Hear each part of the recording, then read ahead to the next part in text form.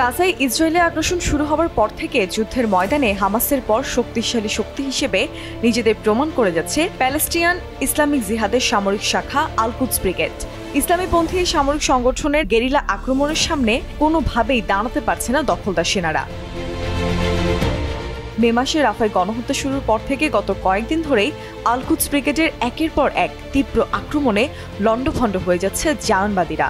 শুক্রবার সারাদিন ব্যাপী ইসরায়েলি সেনাদের উপর হামলার বর্ণনায় নিজেদের টেলিগ্রাম চ্যানেলে বিবৃতি প্রকাশ করেছে আল কুদস ব্রিগেড।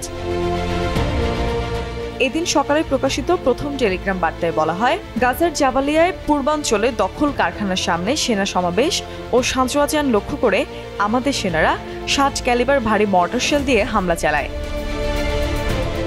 দ্বিতীয় হামলার বর্ণনায় বলা হয়, উত্তর গাজার জাবালিয়ায় ইহুদিবাদী বাহিনীর ভিন্ন সেনা সমাবেশকে লক্ষ্য করে আমাদের সেনারা অ্যান্টি পার্সোনাল টিভিজি শেল দিয়ে হামলা চালালে ঘটনাস্থলে বেশ কিছু জায়নবাদী সেনা হতাহত হয়। তৃতীয় হামলার বর্ণনায় আল কুদস ব্রিগেড জানায়, আমাদের গেরিলারা জাবালিয়া ক্যাম্পের আল আইস সড়কে একজন জায়নবাদী সেনাকে স্নাইপার দিয়ে গুলি করলে ঘটনাস্থলে সেই সেনা মৃত্যুবরণ করে।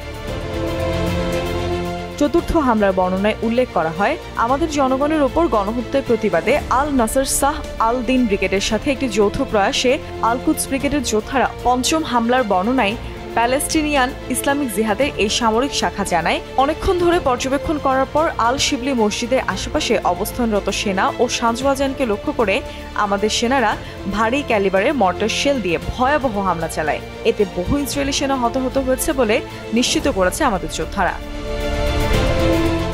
শুক্রবারের ষষ্ঠ হামলার বর্ণনায় আল কুদস ব্রিগেড উল্লেখ করে, রাফা শহরের জলাটা এলাকায় আমাদের যোদ্ধারা 107 মিলিমিটার রকেট দিয়ে হামলা চালিয়ে ইসরায়েলি কন্ট্রোল সেন্টার উড়িয়ে দিয়েছে। সপ্তম হামলার বর্ণনায় উল্লেখ করা হয়, দখলদার সেনারা রাফা শহরের আল তাবাইন মসজিদে আগ্রাসন চালাতে আসলে আমাদের যোদ্ধারা তাদের লক্ষ্য করে ভারী মর্টার শেল দিয়ে বোমা বর্ষণ করে।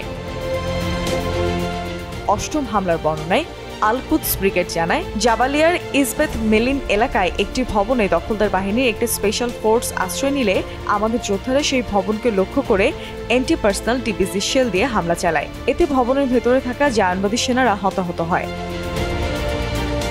দিনের সর্বশেষ হামলার বিবরণে ইসলামীপন্থী এই সামরিক সংগঠনটি জানায়, গাজার আল কাশেফ এলাকায় দখলদার বাহিনীর জড়ো হওয়া কয়েকটি সেনাকে লক্ষ্য করে ভয়াবহ মর্টার হামলা চালায় আমাদের যোদ্ধারা।